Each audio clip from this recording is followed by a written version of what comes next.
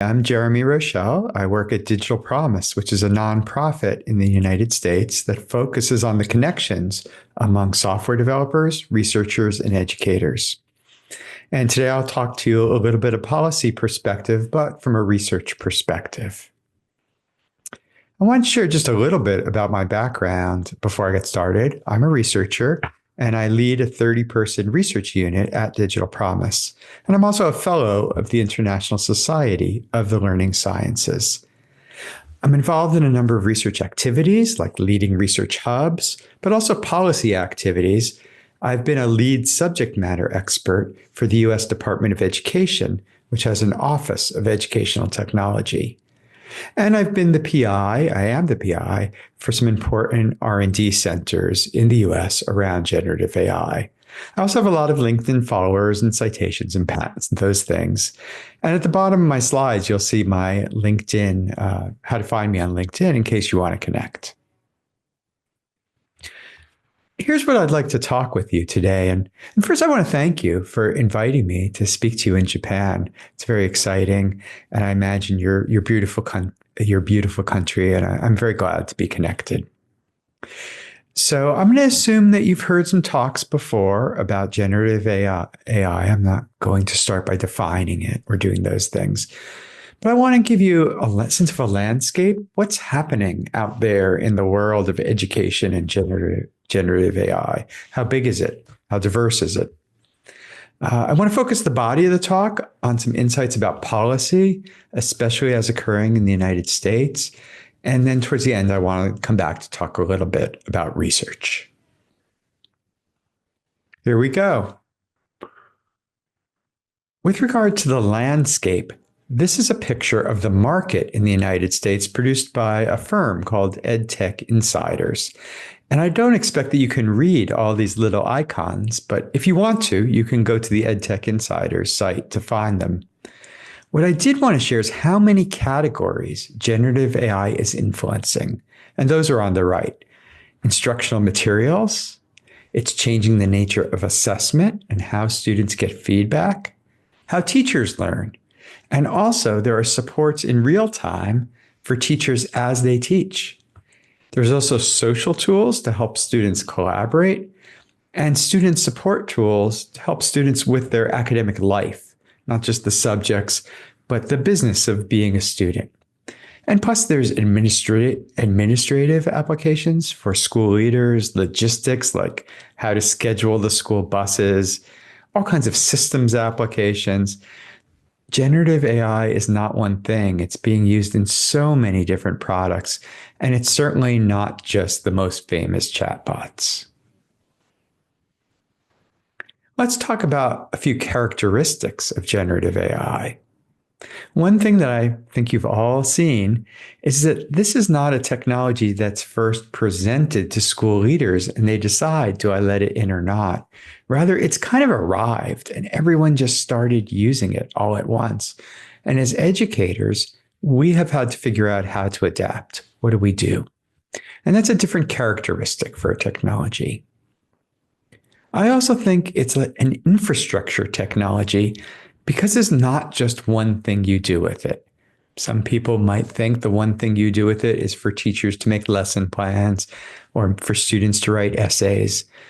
But as we looked at the previous slide, it's really empowering everything, and it's being used in so many different ways. Also, generative AI is interesting because it's forcing us to change not only how we accomplish educational goals, but what are the goals in the first place? For example, if generative AI can write essays or do mathematics well, why are we teaching students those exact same skills?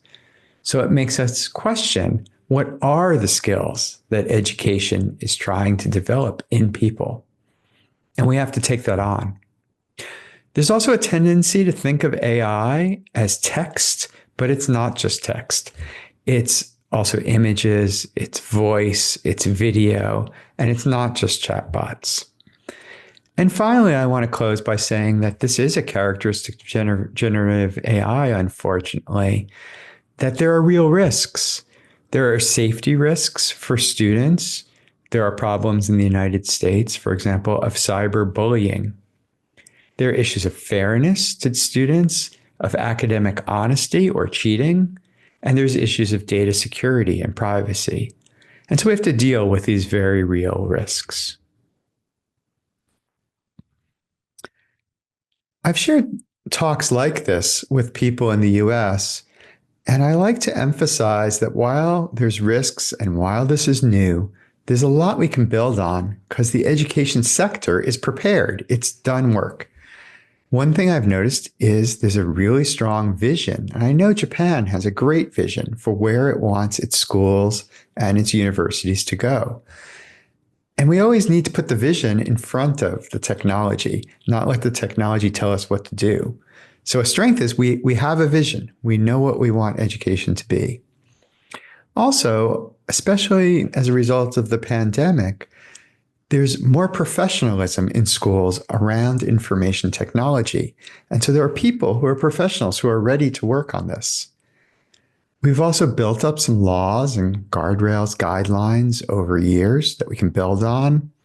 In the US and elsewhere, there are nonprofits. Internationally, you might look to OECD, to UNESCO, and to others for advice. And the advice is pretty much similar, no matter which one of these you look at.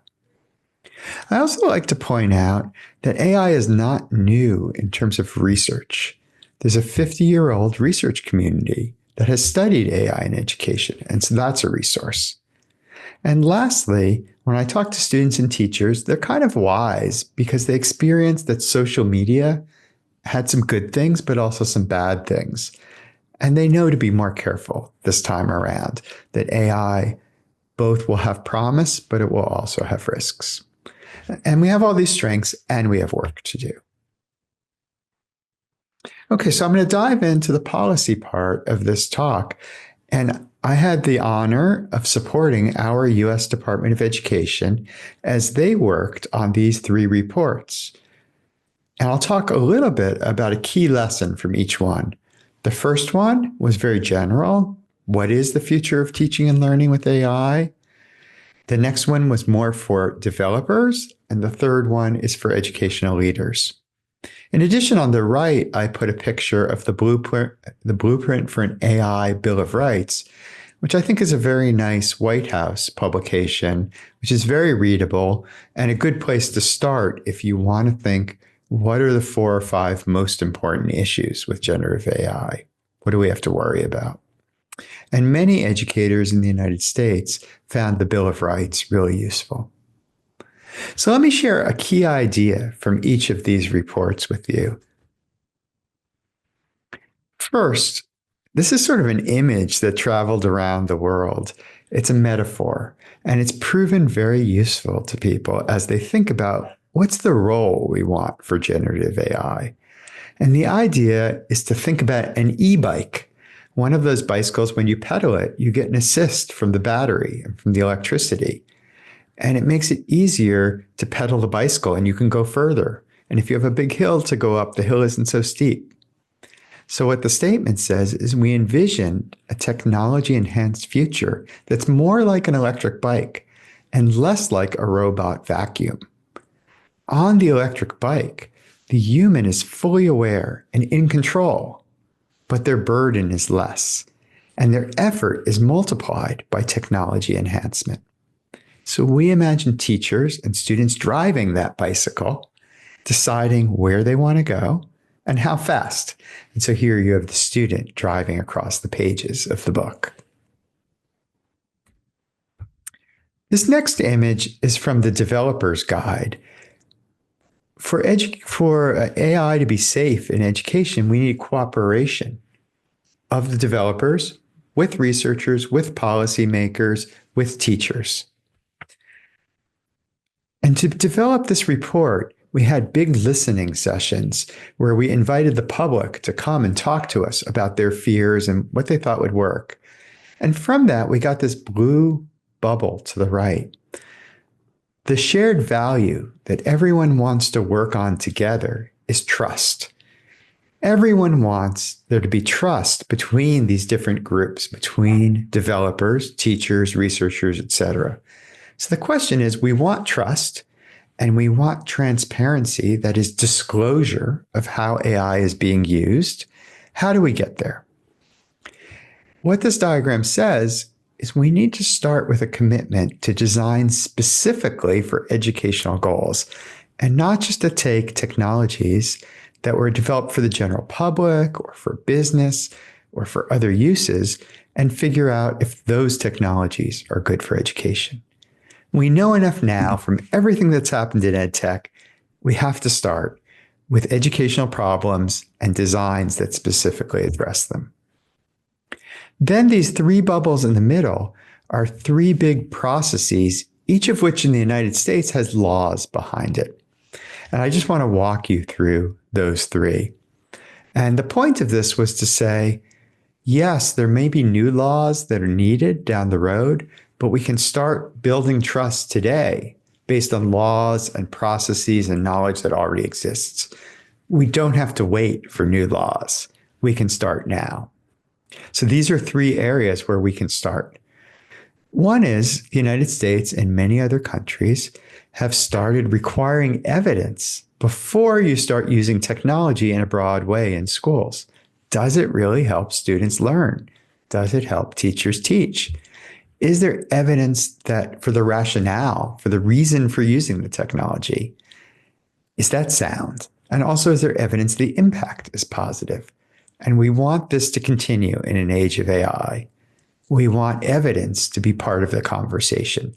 Therefore, companies working in this space have to work with researchers and educators to produce the evidence that what they're doing actually makes a positive impact.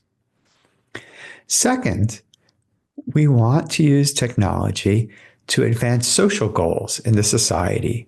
And these might differ in Japan or the United States or another country. But in the United States, we want to advance equity. For example, many people are looking at how generative AI can be good for students who have a disability. Generative AI can translate materials into a different format. For a student who can't see something, generative AI can help describe the visual, or it can make visuals for students who need certain kinds of visuals. So we want to look positively about how generative AI can help with our equity goals to give everyone the best opportunity to learn. At the same time, we have to protect against discrimination by algorithms. And that can be accomplished in the United States under civil rights laws.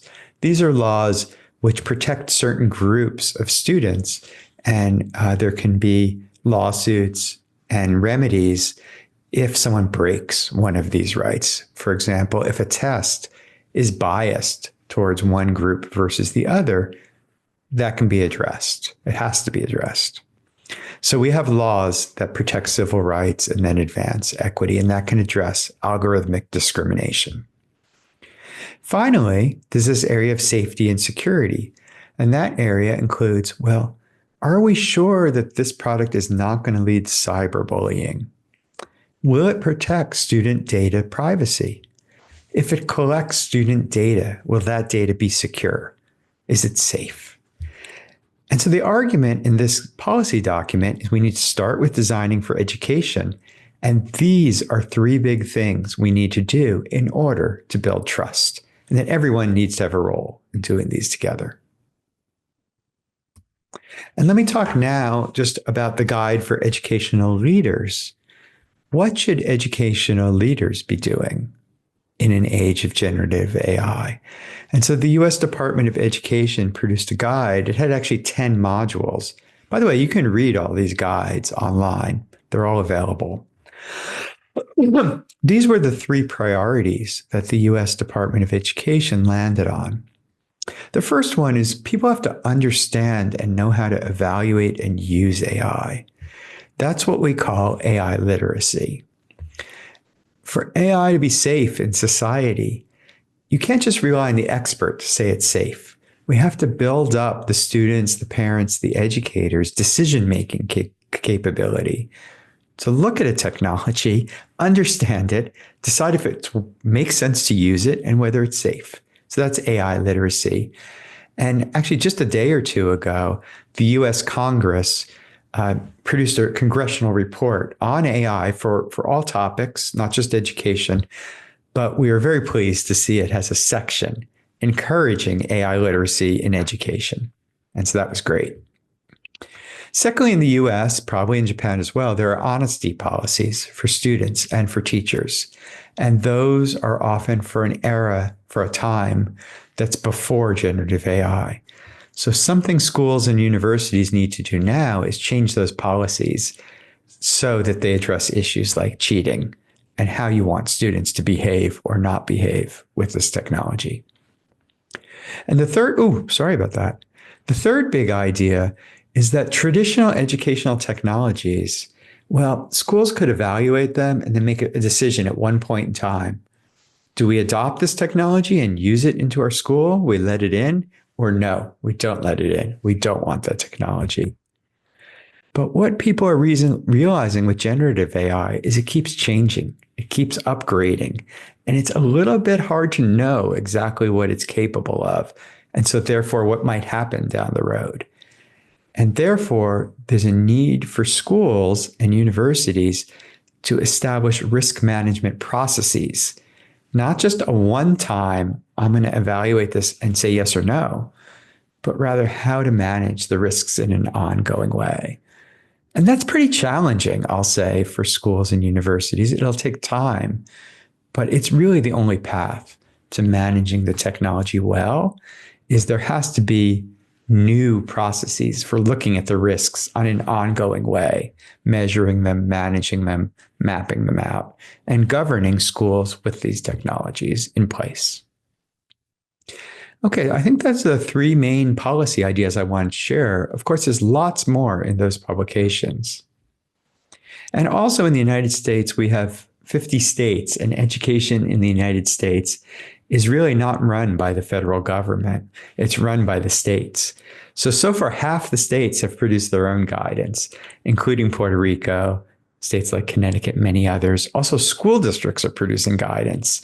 So if you're looking for policy, there is so much available right now coming from the United States about how different governing bodies, how do they want to address AI in their educational setting.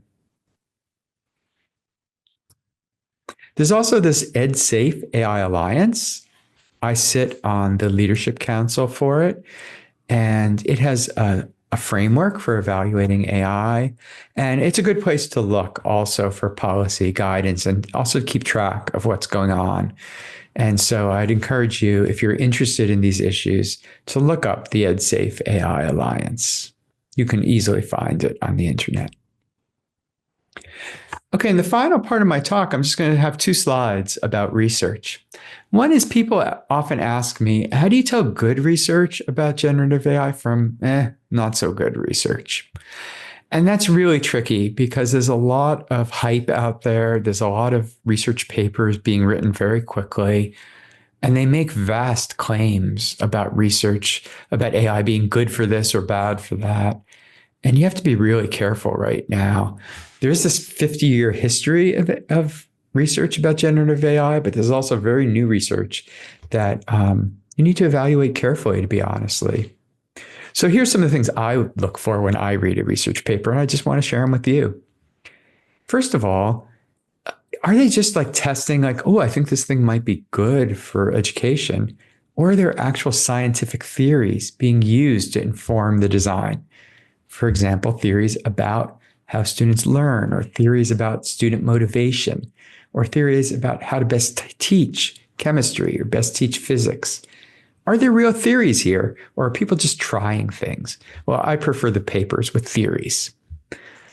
Secondly, is there some contrast that you believe in between the AI use and the other condition, like what happened before? And sometimes we're seeing papers where the other condition is not believable. It's a bad condition. No one would put students in that condition. And therefore, the whole study isn't that meaningful because they really didn't think through what the other condition is. Is the study long enough? Is it in a school or learning setting that's realistic, that you believe in? And how is learning being measured? Do you believe in the outcome measure, or is the outcome measure, in other words, what students gained? Do you believe in the measurement of that? That's really important. Also, what kind of research is it? Did they do a randomized trial? Well, that's a very strong research design. Is it a correlation, like more use gets more gain? And sometimes you see just like, do users like it? Is it a likability study? Do users accept it? And that's quite weak. Also, we're very concerned, because we care about equity, with did they analyze which students it worked for and which it didn't, or only say on average it works. For example, I'm doing a study right now with mathematics learners. And in the United States, we have some mathematics learners that are very far behind the grade they're supposed to be in. And we have some that are close. And we find different approaches and different products might work better for the students who are far behind, and other ones might work better for the students who are close. So we're looking for who it works, not just does it work on average. Does the paper discuss limitations? Does it talk about ethics? Does it tell you what the risks are? And finally, when you look at this paper and you're trying to connect it to your school or your university, is it reasonable to connect those two things, or are they just so different? And I would just say there's a lot of research that sounds like magic, or it sounds like hype. Just be careful. And if you're uncertain, find a friendly researcher. I know you have great researchers in Japan, and ask them to read the paper and give you their thoughts. Finally, I just want to share a little bit about my project that I'm excited about. It's using generative AI for reading, and it's specifically helping learners who at home, they don't necessarily speak English. And so they're learning English and learning to read at the same time. And this is a very challenging problem. It's for students in grades 1 to 3. It's using a theory base called the science of reading. And what we're doing is we're building on a commercial product called Amira. And what Amira does is a student reads a book out loud.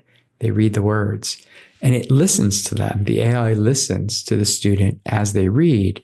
And if they have difficulties with a letter, a part of a word, a sound, a whole word, putting words together, then it can notice that and offer them interventions, strategies, ways they can improve.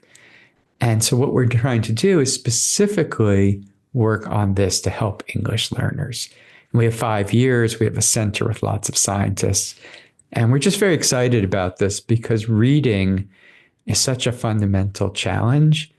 And the only way you read is by practicing, and enabling generative AI to help a student do good practice of reading would be incredibly useful. So this is my project. And if you're particularly interested in this project, I'd love to talk to you. And with that, I'm going to wrap up. So I hope it's been very helpful to you, that I've shared something about the context, how many ways AI is being used in the United States, that we've shared something about the policy documents that are being generated to guide that use of AI, and that I've shared something about research and how research can be a valuable part of the process. As you go on your own journey, you're going to be on a journey for many years, I expect, to really find the best uses of generative AI and also keep students safe. So here's how you can follow up with me. Here's my email address if you want to write to me. And I actually really like LinkedIn as a way to connect. So that would be terrific too. If you want to follow me or write to me on LinkedIn, it's pretty easy to find my name there. And if you want to stay connected to Digital Promise, the nonprofit that I work on, one thing you could do is sign up for our research newsletter, which there's a URL for right there. And any way you want to do it, I'd love to stay in touch. I really like talking to people around the world and learning from a global community. And I just find different countries and different people make advances, and we can all learn from each other. So I really hope you do stay in touch. So I hope this was useful talk, and I hope to meet you in person someday in the future. Thank you.